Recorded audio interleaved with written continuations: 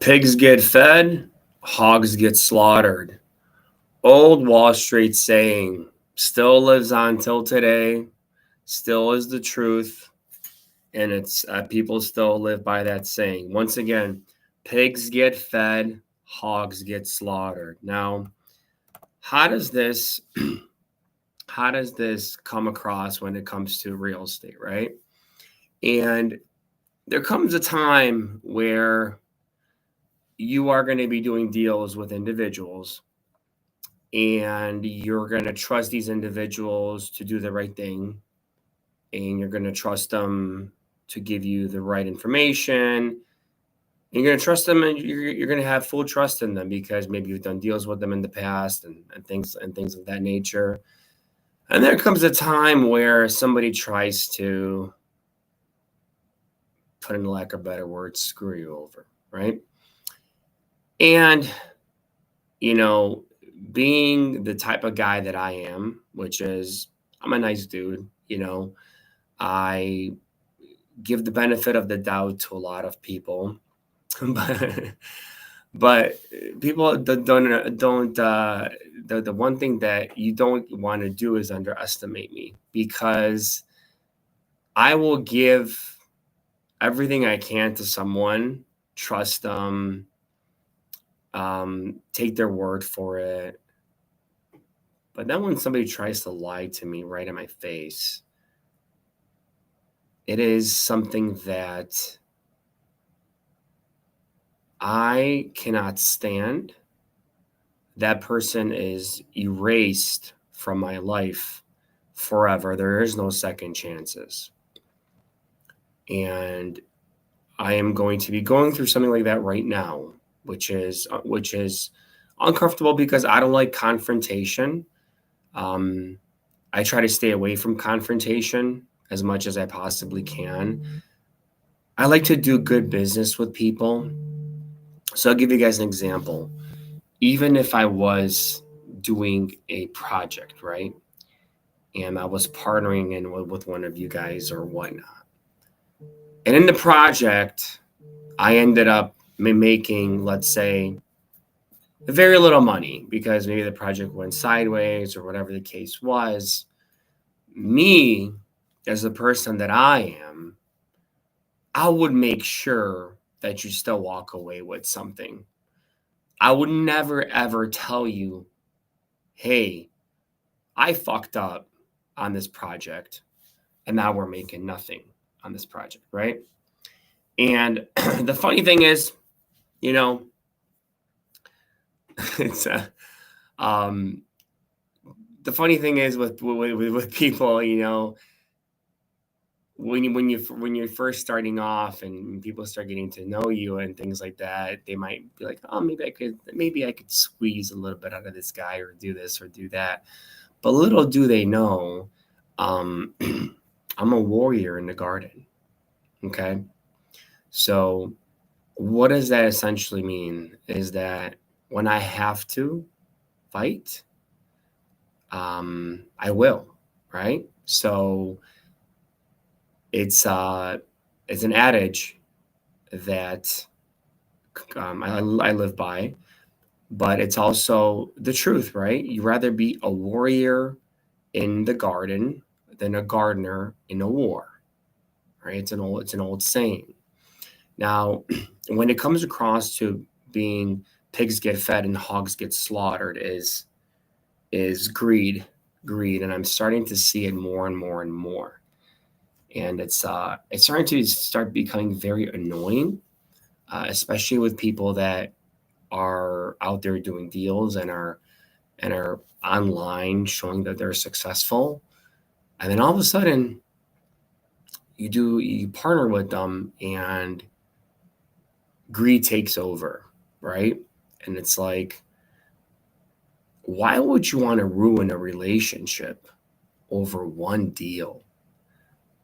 Let's say you even lost money on it just to like make the other person whole, or just whatever you had to do to maintain that relationship. Why would you want to just drown your name, your reputation with that individual. It baffles me over money. Even if like I was talking to one of my acquisitions guys yesterday. He's a good guy, young kid, 26 years old. And he has this thing, because he has this thing in the past about trusting people and things like that, and being replaceable. And we had this very, very deep conversation. And I'm just like, have I done anything to you since you've started working with me? They gave you any sort of inclination about any bad intentions that I have towards you, or are you feeling some type of way? And he's like, no, no. Then I'm like, so what's going on? And he's like, well, it's been I've been through a lot, and I have a hard time trusting people, and I know people are replaceable, and this and that, and we had this conversation. I'm just like, listen, I'm like, money doesn't faze me. I said that if we were to make $100,000 on an assignment fee, let's say, right, and he gets paid his percentage, right, which is a pretty high percentage for an acquisitions manager. I'm gladly, I'm happy to wire that money over to you, right? I'm happy because I know that I've made a difference in your life at that point.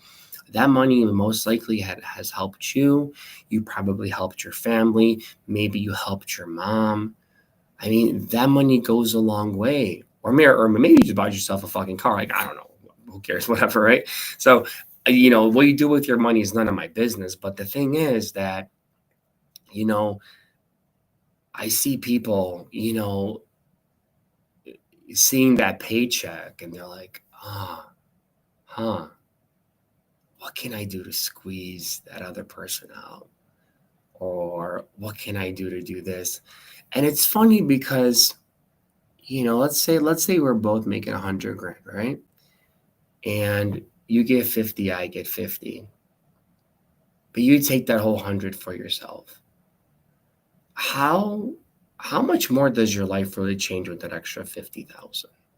Really, like honestly, 50 grand isn't even that much money now these days, right?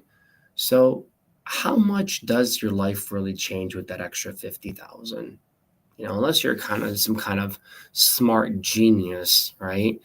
That you know how to invest or trade, or put that money into some kind of great investment or asset where you can multiply your money 2, 3, 4x, whatever. But that's a very small percentage that's going to happen. But what will happen is I will never do business with you ever again. If anybody asks me, how is it doing business with this person? I will blatantly tell them exactly how it is. And then karma will pay you back. Some people don't believe in karma, but karma will fuck you. Okay. It's going to happen.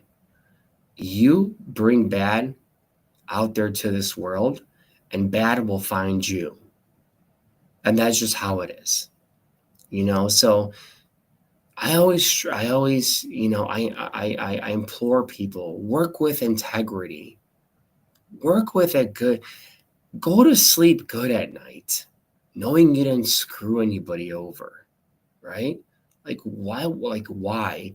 I have a couple friends they're pretty successful, also in the sub two community, and they've had some bad partnerships, right? So they've got into some partnerships where the other person brought the deal, everything was looking all dandy and happy, and now when shit hits the fan, when repairs need to happen, when maybe there's an eviction that needs to happen, or just maintenance or monthly costs, they're nowhere to be found, right? And they're nowhere to be found. They're not picking up the phone. But guess what they want to still do? They still want to be a partner on the LLC, even though they contribute shit to that other individual. So be very wary of who you partner with. Be very wary of who you do business with. Everybody might look beautiful on social media. They might be being put up and putting up on a pedestal by other individuals, right? So even like myself, right? You see me on social media, still get to know me. I don't expect you to come here and invest with me blindly. I would never want you to do that. I would want you to ask me for my HUDs to show what I've actually have done. Show you my portfolio that I currently have, references to private money lenders that I've paid back, references to partners that have done flips with me and we both walked away very happy. References with people that I own properties with. And when something breaks, right, and they call me, it's a $5,000 repair, they get a Zelle payment the next day of $2,500, no questions asked.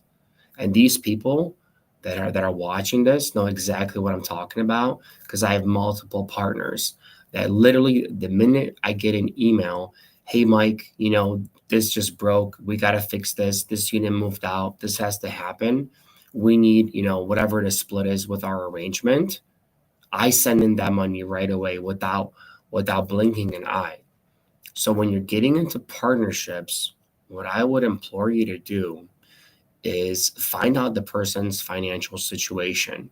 Now, if that person is bringing in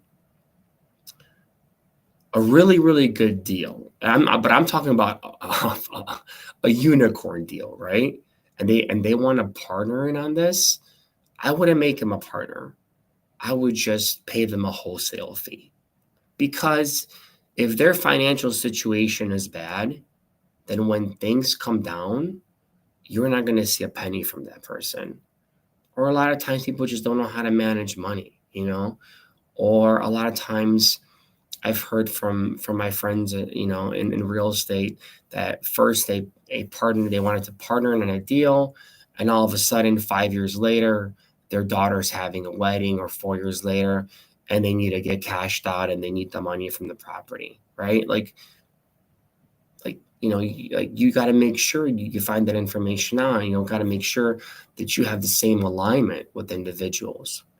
Because if you don't, then you're going to be stuck at those crossroads in life years down the line where you're going to have a beautiful asset that's going to be making you money, that's going to be appreciating, principal pay down. All of a sudden you get a call from your partner saying, hey man, listen, I'm in this bad situation, or I'm in a bind. I kind of need money out right now. Don't get me wrong, you can replace a partner and things like that, but do you want to? Right? Just another headache for you to do, right? A headache for you to find another capital partner, find a private money lender.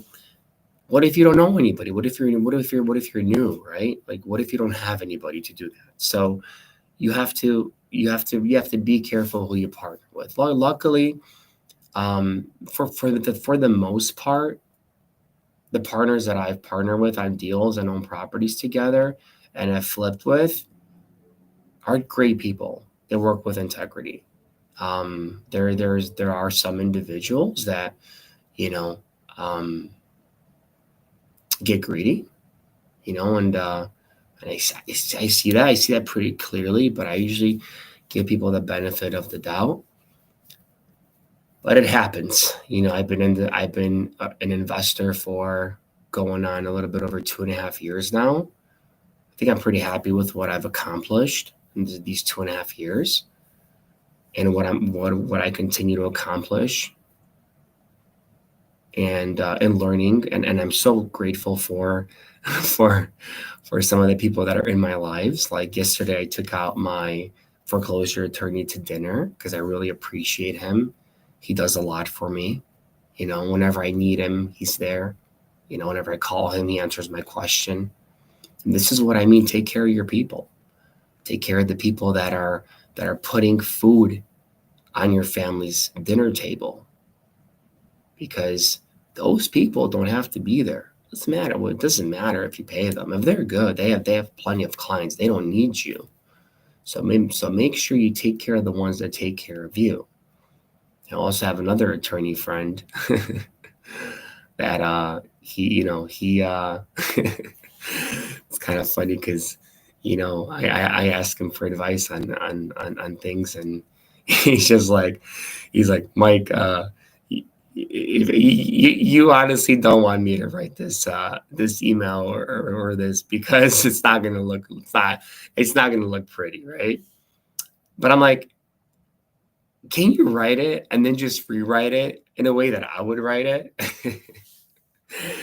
And he's like, Mike, you know what? That's gonna be very, very hard to do for me, but I'll do it for you.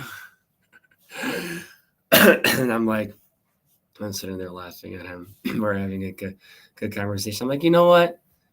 This is gonna be a great conversation for our next event that's coming up next week. So, guys, if you guys are in the Chicagoland area, or if you're around, Schaumburg, or in Indiana, and even anything close by, like if you're like an hour away, swing on by. It's on the 28th. It's next week. We're gonna have a lot of fun. It's fun. We have a lot of fun, and you learn a lot, and actually very actionable steps. Um, we don't bullshit over there. There's nothing for me to sell you. I just want to get to know you, see what you're about, see how we can bring value to each other.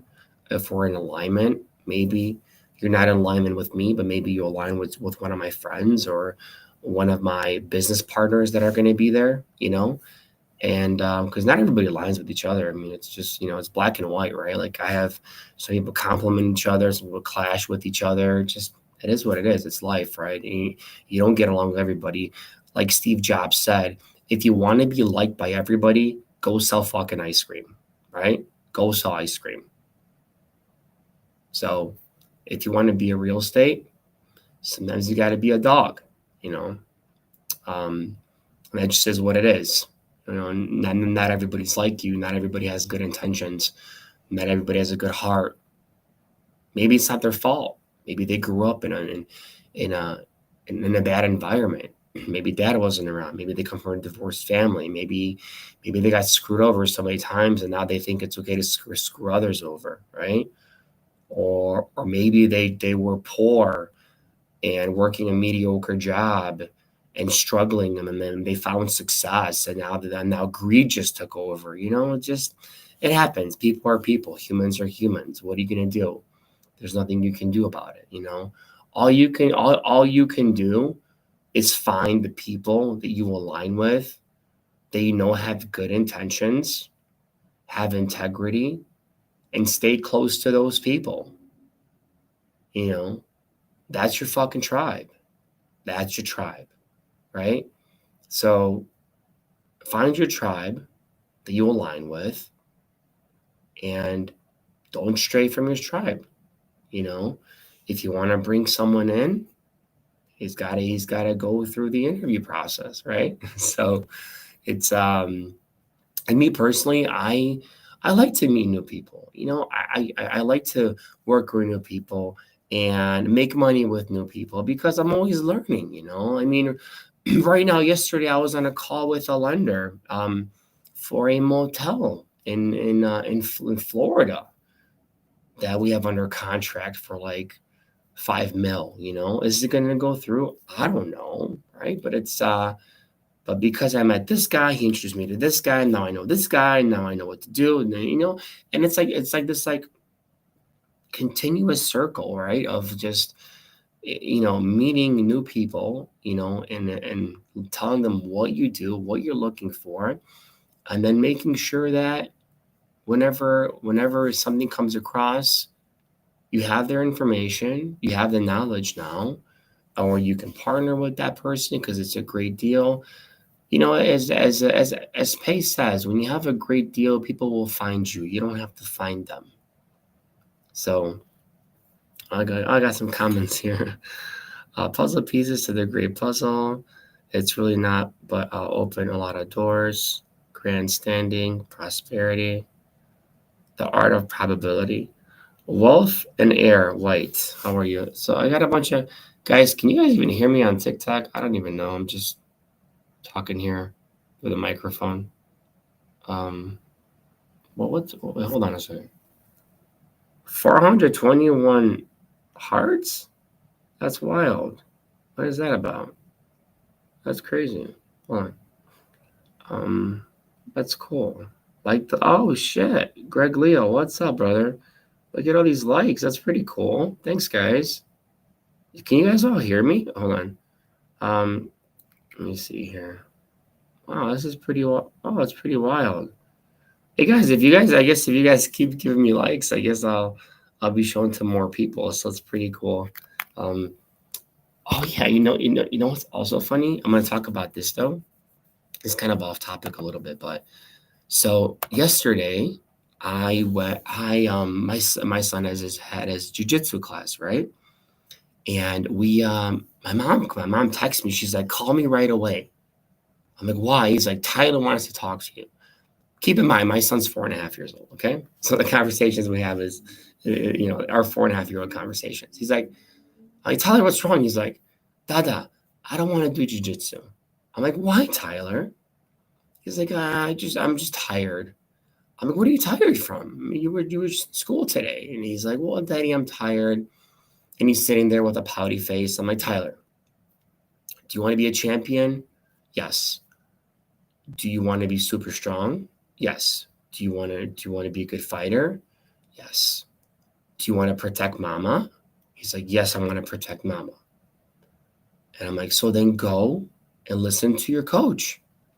Your coach is going to train you in class. You're going to have a lot of fun. Go have fun. So I'm zooming down the highway, right? I'm coming from like my office, which is not my other office, which is pretty far down. I'm zooming down just to make sure I make there. My coach from 10th Planet, he's like, dude, like he's not budging. So I get there, I talk to Tyler. I'm like, Tyler, listen, you know, you love like what's going on, right? You like jujitsu. He's like, and then I noticed, there was a class full of girls. And I'm like, Tyler, I'm telling Tyler, but what's going on? Is it? He's like, Daddy, there's no boys here. And I'm like, you're right. I'm like, Tyler, there is no boys here, but these girls are fantastic at jujitsu. Go have fun with them. So, I personally have to kind of understand what's going through his mind too, because he's used to, doing jujitsu with the boys, and all of a sudden he comes to class and there's no boys. So he's like, I'm a boy. It's all girls here. Like maybe he's nervous. He's like, Daddy, I don't want to go on top of people. I don't know if he meant that he didn't want to go on top of girls or just wrestle with girls, whatever that was. But then we started slowly getting into certain things, and it was nice because he started going around and doing like he loves to do the bear crawl. So he's like super fast on the bear crawl. He goes back and forth, and then he jumps on my back, and we do this thing where we're like trying to get each other off, and like he holds on to me like a sloth holds onto a tree, right? So it's like impossible to get him off. But I'm like, Tyler, this is just something that it's something we do. It's something you're going to do. I mean, I don't know what to tell you. It's exercise, right? It's like going to the gym, right? Except you're playing human chess. You're starting at 4.5 years old, and I can tell that he's really good at it. And the coach can tell too, because he comprehends things extremely fast. He has the ability to see things very quickly, to make very quick movements. And so, as a parent, I don't want to be that forceful parent. Oh, you got to go do it. But then again, I'm also not going to be a parent that's going to say, oh, well, if you don't want to do it, you don't have to. In my household, it's just going to be a non-negotiable. It's just, I don't care what anybody says out there. I personally think every kid should be in some sort of martial arts. Then there'll be a lot less bullying in schools, I think, as well, because bullies will get their ass whooped, right? So it's like, um, I honestly personally think that anybody. So it's like when you see a kid getting bullied, it's like I would ask the dad like, well, why don't you put your kid in something so he can learn how to defend himself so he doesn't get bullied? Oh, well, my kid doesn't want to do it. It doesn't matter. Just put him in there, right? He'll get used to it, right? He'll get used to it. He'll like it because he'll start getting good at it. When I first started jujitsu, um, man, the first 6 months was hell. I mean, I would like throw up. I would like just lose my breath. And now, 4 years later, I'm rolling around with brown belts, black belts, all sorts of dudes, D1 wrestlers, But it takes time and it takes consistency and dedication. But the crazy thing is, even when you're getting better, that 1% each and every single day, like you start seeing so much improvements. You start having so much more confidence in yourself because it's like you're you're so used to interacting and being and being in combat with another person that it just becomes, if it comes down to it, it's just like it's almost like second nature to you. And so yeah, I get it. A lot of kids, like, if Tyler's gonna want to go into sports and basketball or soccer, things like that, sure, like, absolutely, go in there. But one thing that holds truth to all this is Dana White. Dana White said this said this, and this is a very this went viral. He said that if I can go back in time, the one thing that I will do for my children is I will put them in jujitsu at 4.5, 5 years old. He's like, soccer's great, football's great, basketball's great. He's like, 99% of the kids are going to do it. They're going to have fun. They're going to learn how to be a team player, all that stuff. But then that's going to go away. But jiu-jitsu or martial arts will stay with them forever. So just keep that in mind. All right, guys, I think that's it for me. Appreciate you guys. My name's Kreative Mike with a K. I do creative finance. I'm a real estate investor. I also work with people. So if you want to come work with me, do some deals with me, shoot me a DM on Instagram. Kreative_Mike is my handle. And we can talk about it and see if you can jump on our sales JV team, bring us some deals. I'll give you the scripts. I'll show you how to find leads for free. I'll show you how to do everything. So another thing really quickly, if you're a wholesaler, you need transactional lending like that, no BS. Just go to creativefunds.com. That's with a K. Creativefunds.com with a K for transactional lending. Just fill out the application. As long as your purchase contract is good, we'll get you the funds. It doesn't really matter what amount it is. If you need actual lending, like if you need a loan, a mortgage loan for an investment property, whether it's a DSCR loan, maybe you need a bridge loan, ground up construction, fix and flip loan, or maybe you need gap funding. We can also help you with that, case by case. That company website is creativelending.com. So that's with the K. So Creative Funds and then creativelending.com. All right. Well, that's it for me, guys. Appreciate you guys. I love all of you. Remember, stay strong. Don't let anybody take advantage of your good spirit, of your good heart. Always have integrity when you're working with people. People will see that. You're not going to be liked by everybody. It just is what it is. Not everybody likes me. I don't give a fuck. People that do like me, that we've worked together. They know how I work and how I do things. So, it's the proof is in the pudding, right? So, if you want to see how it is to work with me, then you first have to jump in and try it out, right? So, with that being said, this has been, I guess, the Creative Mike Show. My name's Creative Mike, And God bless you guys. Have a wonderful day. I'll see you next time.